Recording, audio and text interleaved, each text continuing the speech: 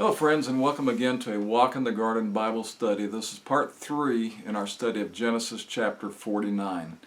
And we've been looking at the 12 tribes of Israel, the very initiation of the 12 tribes, the 12 sons of Jacob. We noticed that Jacob was in Egypt. He's on his deathbed. He'd called all of his sons forward, and God had given him enlightenment and wisdom in order to basically give the prophetical messages to each one of his sons about who they were going to be in life, what their future was going to be, what their families and countries would be, how the land would be divided amongst them, who would be prosperous and who would be not so much, who would be farmers, who would be sea dwellers or desert dwellers, and so forth. And he had that enlightenment to give them a glimpse of their future ambitions, what they would be, and also he was going to lay out his blessings upon them as well. So this was his final will and testament. And we saw before where his name had been changed by God to Israel. And this would be the nation of Israel, the very infancy set up, the very root of the nation itself, and the 12 tribes of Israel who would go out and take over the land. They would go back to the promised land, to the land of Canaan, and they would possess the land as God had instructed them to do. And God had given them the deed to the land, which includes all of Israel and some points beyond as far as land-wise, but also what would be the dominant features of the Holy Land that we know today. And there's been a lot of disputation through the centuries, over the decades.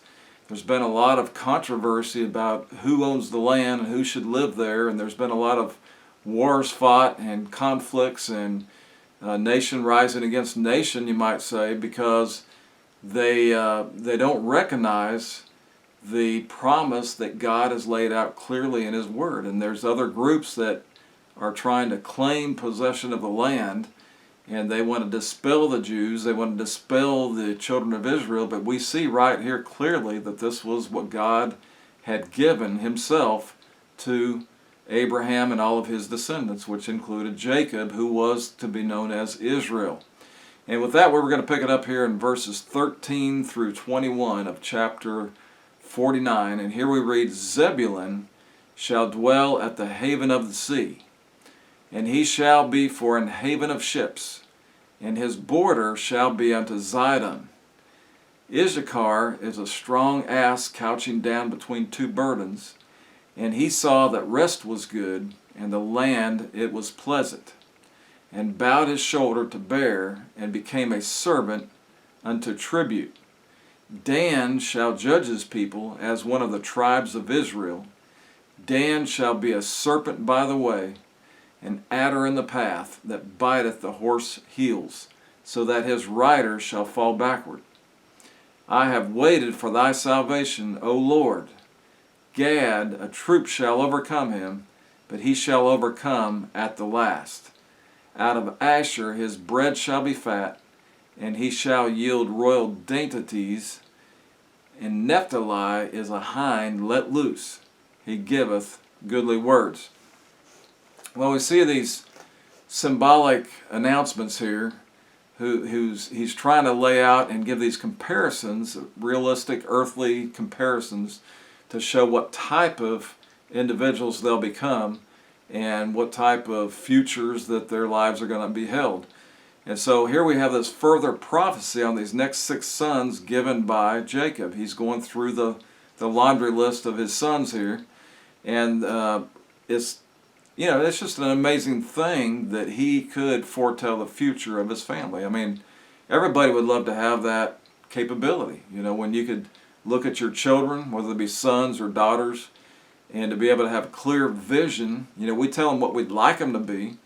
We tell them what they hope they'll become. We tell them if they do this, that, and the other, that they could achieve certain things. But to actually have a confirmation view, a vision that is going to be true, and that it's as clear as looking into the outside window, that you can see it clearly, and to know that this is how they're going to turn out. I mean, that's an amazing thing to be able to have that capability. And it's a divine thing. It's only given by God as He sees fit to do it, which is what He did here. And this is also going to lay out the prophetic dealings with the land and with their eventual tribes and nations. But it's also there so that we can look back and see how God's prophecies were always fulfilled throughout the Scripture.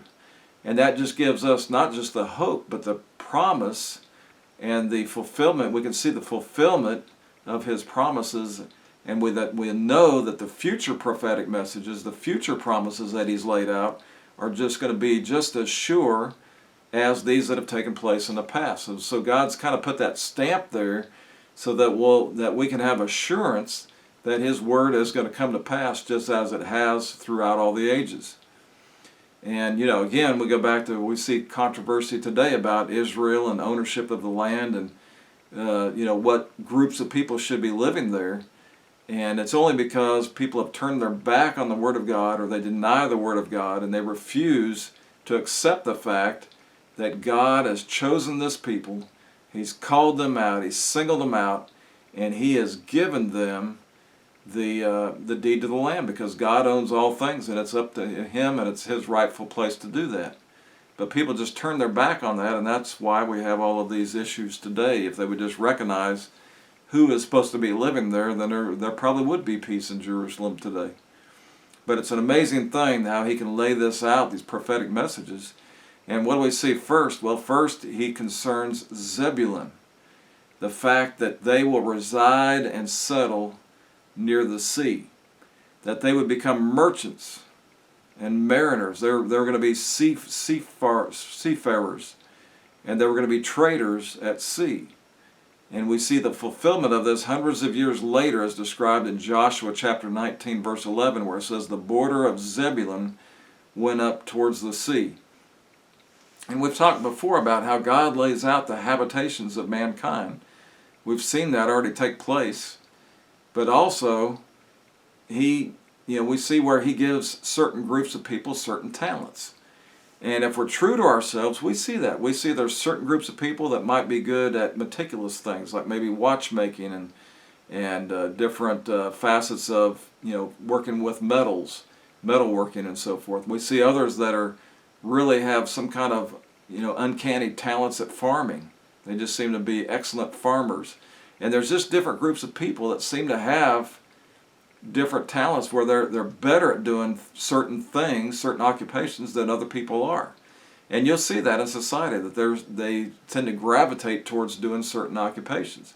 And that's because God has given certain talents to certain gene pools, you might say, certain, I don't know if you want to call them races of people, but we're all the human race, but certain facets of those outpourings of those peoples, and they've got certain hidden talents there that they're more inclined to do. And so here we see the family of Zebulun is going to be inclined to work in the sea. And it's also interesting to note that when the eventual lands were divided up between the 12 tribes, that it was done by lot. They didn't just get together and reason it out and come to some conclusion, or fight each other for it, or they didn't do it by just arm wrestling, or or these things. No, it was done by the lot, because in those days, God's divine plan would be laid out by lot, and so that's what it was. Man could have physically attempted to put the people where he thought they should be, and where they would, he would think that they'd be in the right areas to fulfill these prophecies. Man could have attempted to help God out by doing that. But in order to fulfill His divine plan and make sure, then they did it by lot, and that way there was no question about it. It would be directed by the Lord, and it would be done by lot and divinely directed by His hand. Now we can also notice a couple of other things here. First of all, it is God who appoints the bounds of our habitation. We saw that with the Tower of Babel, and we've seen that throughout the ages, that God puts people where He directs them to be. And so this is what He's doing with the children of Israel. And secondly, if we're wise, we'll realize it's our duty to accommodate ourselves to our lot and to improve it. So whatever their lot is, they should do it to the best of their ability. It goes all the way back to Adam and Eve. When God put them in the Garden of Eden, that was their lot, was to be in the garden. And so their duty was to take care of it and tend to it. And that's what they did. They tended the garden as they were directed to do. So no matter where we live, whether we live in Antarctica, whether we live in the jungle, whether we live on the on the beach, whatever the case is, it's our lot in life to take that place where we're living and to make it the best possible place to live. To find our occupation there, to do what we can to improve our environment, and to, if anything, to make it more susceptible to have more people to want to move there because of the things that it has to offer. The next person we see, the next son, is Issachar. Issachar was the son of Leah and was born in Pandanaram. He was Jacob's 9th son, and his tribe would number 54,000 fighting men, and a portion of the promised land would be assigned to him as well. And that the men of that tribe should be strong and industrious, fit for labor. And what would their inclination be? It would be they would be inclined to labor. They were going to be hard-working men, particularly the toil of husbandry. What does it say? It says, he saw that the rest was good and that the land was pleasant. So they were going to be involved in husbandry, and they were going to be laborers. And then concerning Dan. Now, if we recall, Dan was the 5th son of Jacob. His mother was Bilhah, Rachel's maid. And what does it tell us? It says, Dan shall judge his people. Some think this also was a reference to the great and mighty judge Samson, who was of the tribe of Dan as well. And then we also see that it says he will be strong in power. And eventually, there will be a portion of the land assigned to his tribe. It would extend from the west of that of Ephraim and Benjamin and go all the way to the sea. A smaller territory by comparison, but very, very fertile in content.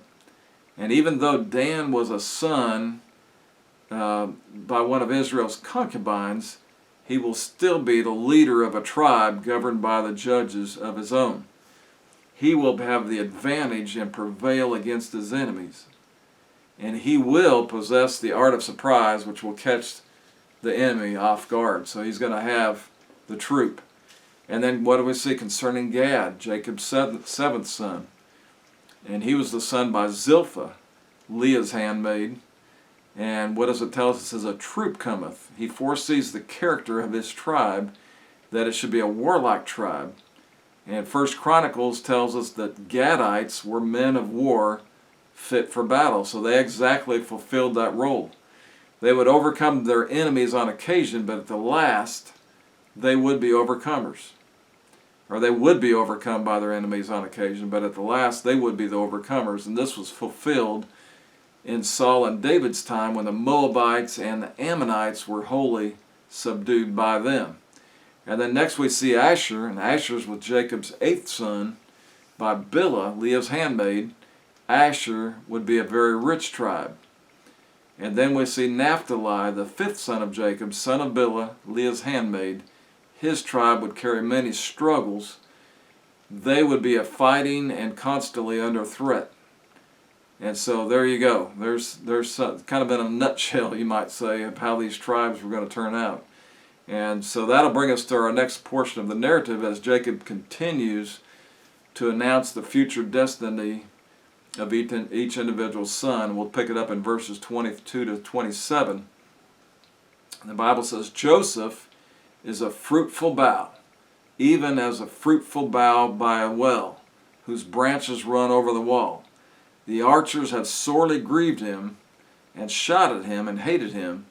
But his bow abode in strength, and the arms of his hands were made strong by the hands of the mighty God of Jacob. From thence is the shepherd, the stone of Israel. Even by the God of thy father, who shall help thee, and by the Almighty, who shall bless thee with the blessings of heaven above, blessings of the deep that lieth under, blessings of the beast, of the breast, and of the womb. The blessings of thy father have prevailed above the blessings of my progenitors, who unto the utmost bound of the everlasting hills. They shall be on the head of Joseph, and on the crown of the head of him that will separate from his brethren. Benjamin shall raven as a wolf. In the morning he shall devour the prey, and at night he shall divide the spoil. Well, Israel's now going to wrap up his forecast of his son's future livelihoods. And he's going to wrap it up with the blessings on his two favorite sons, which we know are Joseph and Benjamin. And it's with these names on his lips that he will breathe his last. Joseph is compared to a fruitful bough, such as a young tree. It's already evident that God has made him fruitful in the land of his affliction. You know, he owned it. His two sons were as branches of the vine, or extensions that run over the wall.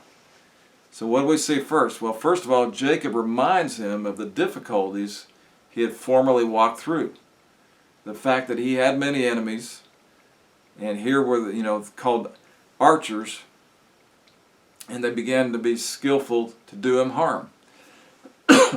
Secondly, that even his own family members had sought to do him harm, even to the point of killing him. But by God's guiding hand of protection, he was spared to be used in a mighty way. No one could speak against those things. It was too evident. And then thirdly, the mistress in the household of Pharaoh had sought to trip him up by causing him to commit a sin with her, and consequently got him thrown into prison. But through it all, he did not falter. He was not taken down, but rather he was elevated and raised to a level unanticipated. And so it talks about the blessings that had befell upon Joseph and that would fall upon him. And so we see that, the fact that it tells us his bow abode in strength, and the arms of his hands were made strong by the hands of the mighty God of Jacob. His faith did not fail. Instead, he kept his ground, and he came off as the conqueror. And ultimately, we see a successful prevailing came at the hands of the mighty God, and this was the God of Jacob. He will become the shepherd, the stone of Israel, and even by the God of thy father Jacob, who shall help thee. He will help thee in difficulties and dangers which have been set before thee, and he will bless thee. Spiritual blessings as well as physical blessings shall be upon him. What does it say? It says, blessings of heaven above, blessings of the deep that lieth under, blessings of the breast and of the womb. Safety and comfort will be afforded him by the word of the Lord. Extensive blessings are in store for Joseph, for sure, because it says, unto the utmost bounds of the everlasting hills. And then lastly, we see the blessing of Benjamin. He shall raven as a wolf. That his posterity should be a warlike tribe, strong and daring. That they would enrich themselves with the spoils of their enemies. That his tribe would be much feared by his neighbors as any other. What does it say? It says, in the morning he shall devour the prey.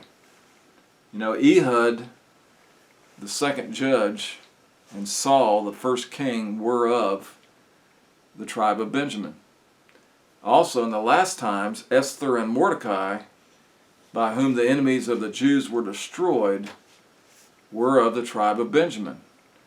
And guess who else was of the tribe of Benjamin? It was Paul himself. So all of these are the 12 tribes of Israel. And this is it, that their father spake unto them and blessed them, and every one according to his blessing he blessed them. Okay, we're going to pick it up here in verses 28 through 33 and see if we can go ahead and wrap up chapter 49. And in verse 29 it says, and he charged them and said unto them, I am to be gathered unto my people. Bury me with my fathers in the cave that is in the field of Ephron the Hittite, in the cave that is in the field of Machpelah, which is before Mamre, in the land of Canaan, which Abraham bought with the field of Ephron the Hittite for possession of a burying place. There they buried Abraham and Sarah his wife. There they buried Isaac and Rebekah his wife. And there I buried Leah. The purchase of this field and of the cave that is therein was from the children of Heth. And when Jacob had made an end of commanding his sons, he gathered up his feet into the bed, and yielded up the ghost, and was gathered unto his people. Wow. Well, here we see at the end of a great and mighty patriarch, and even though it's the end of his life, it's the beginning of a lineage that would carry on for the rest of the earth's time. I mean, even up until this point. And so what does he do here? Well, first of all, we see that he sums up the blessings of Jacob's sons. No one was left out, and even though apparently Esau had been rejected, Jacob had particular blessings for each one of his sons. In spite of the detriment that Reuben, Simon, and Levi had caused, even they still received a particular lot in Jacob's final dissertation. Now we've noticed the solemn charge that he charges them with, his last dying breath, his final command, his final charge given, was for the specific place of burial that was to be carried out. What does he say? He says, the cave that is in the field of Ephron the Hittite. And what is it? He is to be gathered to his people. Though death separates us from family and children in this world, it transfers us to our fathers and to our people in the other world. And he had the confidence that his instructions would be carried out, because God had previously promised that he would be returned to his homeland. This would also provide them with connection and a tie to Canaan, the promised land. So, what do we notice? Well, we notice how particular he is in his instructions. He identifies the particular plot of land and the specific cave therein. He reminds them that it is a prepaid burial lot. Abraham had purchased it himself from Ephron the Hittite. Abraham and Sarah were buried there. Isaac and Rebekah were buried there. And Leah was buried there. And so it was that he would be gathered to his people here and in the hereafter. And that's what a lot of people do. They'll pick out a burial plot ahead of time. They'll pay for it. They'll purchase it. They'll have it secured. And when it's their time to go, then they know exactly where they want to be placed. And, we get a lot of people today that may be going different routes as far as getting cremated or whatever, but they could still have a place to, put themselves, whatever their remains are, in the place of rest. And they may seek that out, and they may choose that so that there's a specific place that can be memorialized for them. And so it was that when Jacob completed his dissertation to his family, he gathered up his feet into the bed and yielded up the ghost and was gathered to his people. He had done all he could, and now freely resigned his spirit into the hand of God. His separated soul went to the heavenly realm and entered into the presence of his God. Well, that pretty much wraps up chapter 49, and we were just finishing up the lineage there of Jacob. We've seen all the events, all of the things that have transpired previously with the sons, all of the many different family difficulties that they went through and family relations that Jacob had to try to get under control and try to keep people, keep the peace in the household and so forth with the wives and with the different sons and the different events that took place. And then with the famine that went on and so forth. But here we see that it is time to pass the baton. And, he's going to pass that baton, and his sons are going to take the helm on each responsibility that they have to carry on the lineage of Israel. And then Joseph was given some special commands there as well. And so we're going to see in the next few verses here as we pick up chapter 50, the last chapter of Genesis, we're going to start out by seeing how his sons are going to, go through this mourning period, this time of separation, this time of sadness, but they are going to follow through on their father's commands and carry out his instructions as good children would. And then we're going to see what the next events are going to take place there in Egypt and beyond And we'll pick it up there in our next lesson. Hope to see you then. Hope to see you soon. Have a great day.